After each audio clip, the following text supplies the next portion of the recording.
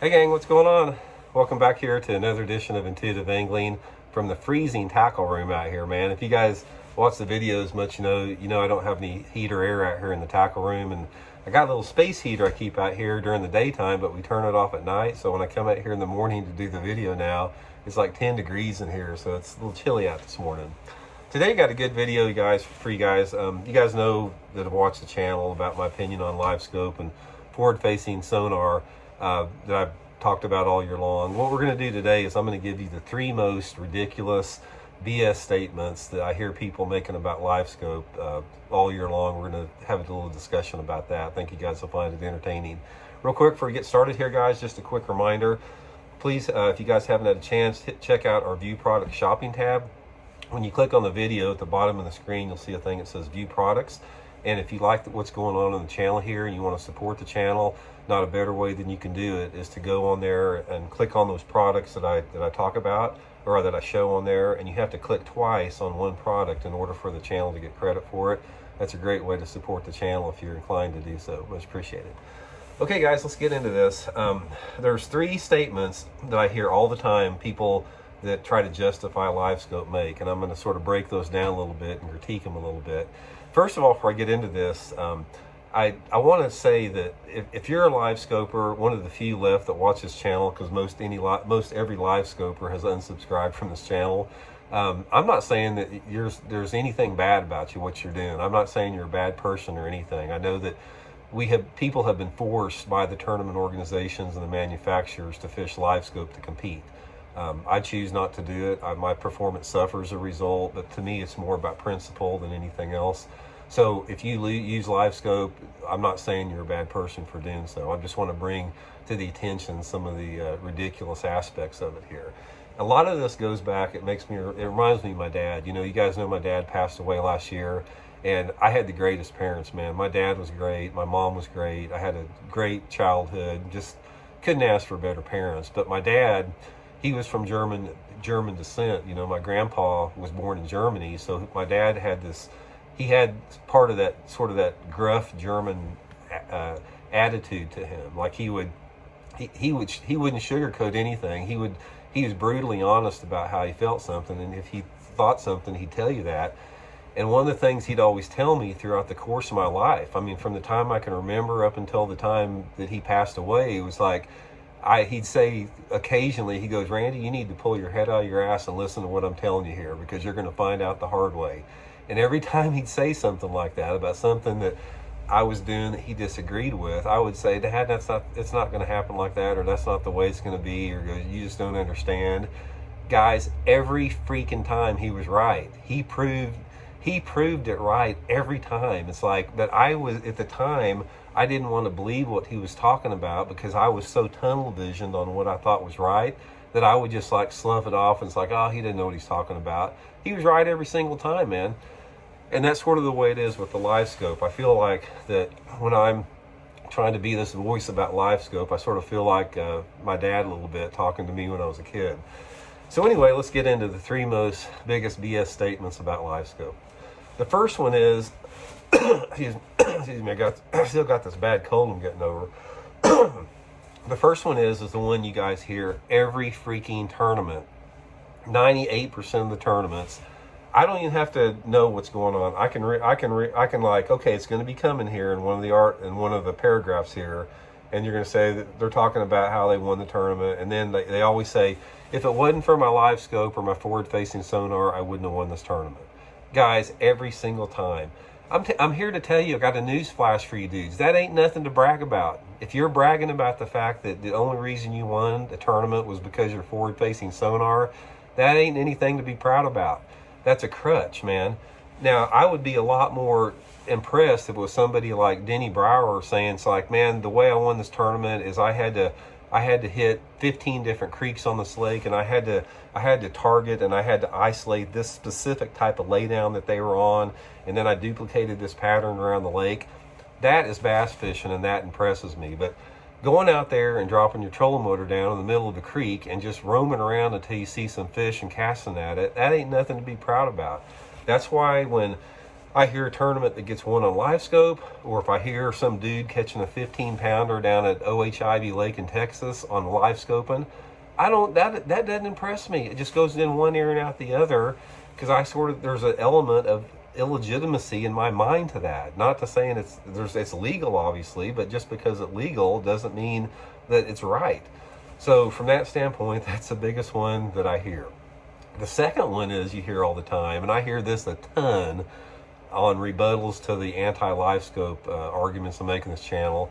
It's like, just because you see them doesn't mean you can catch them. Guys, that's another bullshit statement, because bass fishing, before Livescope, you guys may not remember this before Livescope, but everybody said the secret to bass fishing, it's not catching them, it's finding them. Anybody can catch them once you find them, but you've got to find them first. And finding bass means going into areas where, like I said, that you have to hunt these bass, and you have to figure out subtle details of the patterns, and you have to figure out how the bass are interacting and relating to cover, all this type of stuff.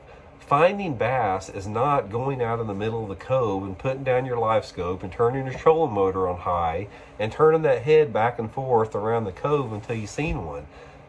Tell me it's any different than spotlighting deer. And I'm not saying it's illegal. I mean, spotlighting deer is illegal, but it's the same thing. When people spotlighting deer, they don't know what's out there.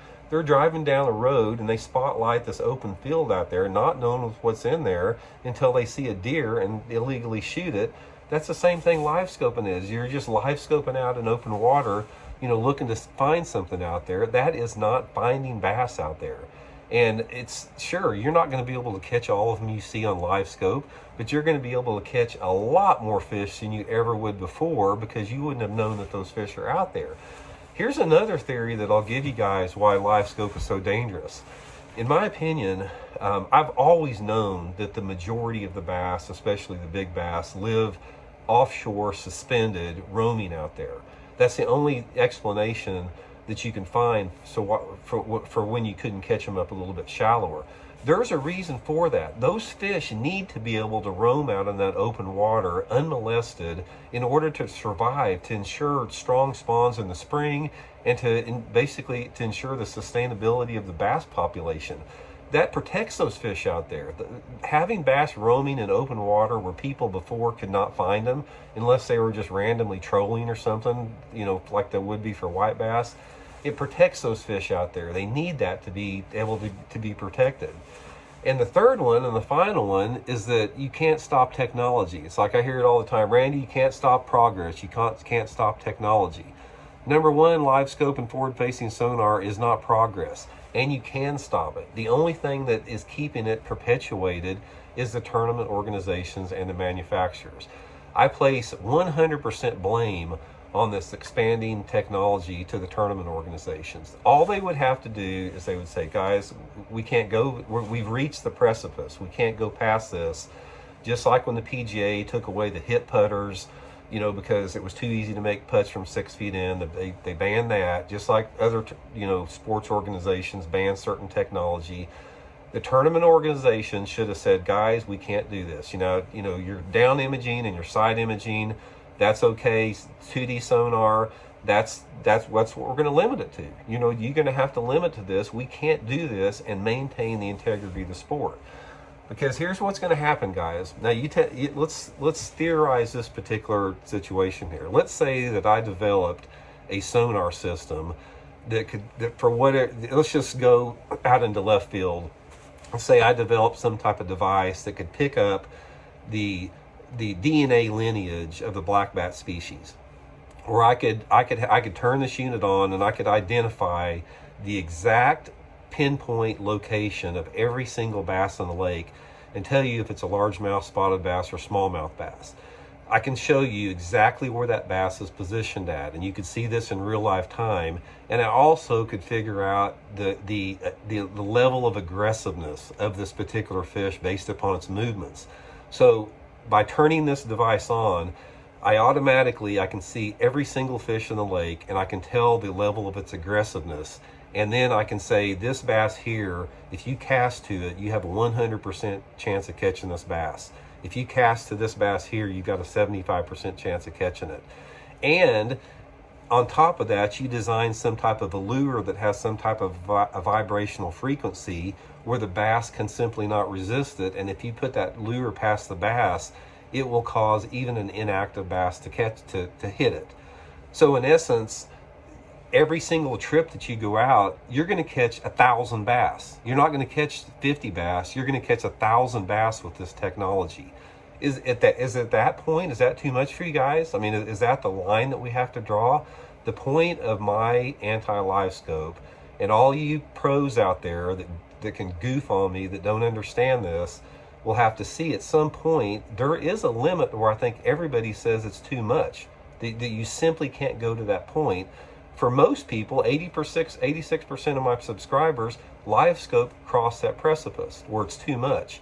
And the only thing I can equate this to is the rest of the people out there that don't get it, or that goof on me, or that call me an idiot for saying this, or calling me a dinosaur or whatever like that. It's the same thing as like a logger up in Canada cutting down 1,000-year-old spruce tree or something like that.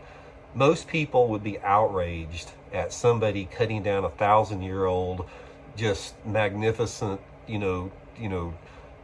precious, element or precious tree on this earth. Most people would be outraged by cutting down 1,000-year-old tree to make some coffee table for some millionaire in China, that they would be outraged to the point they would not want that to happen.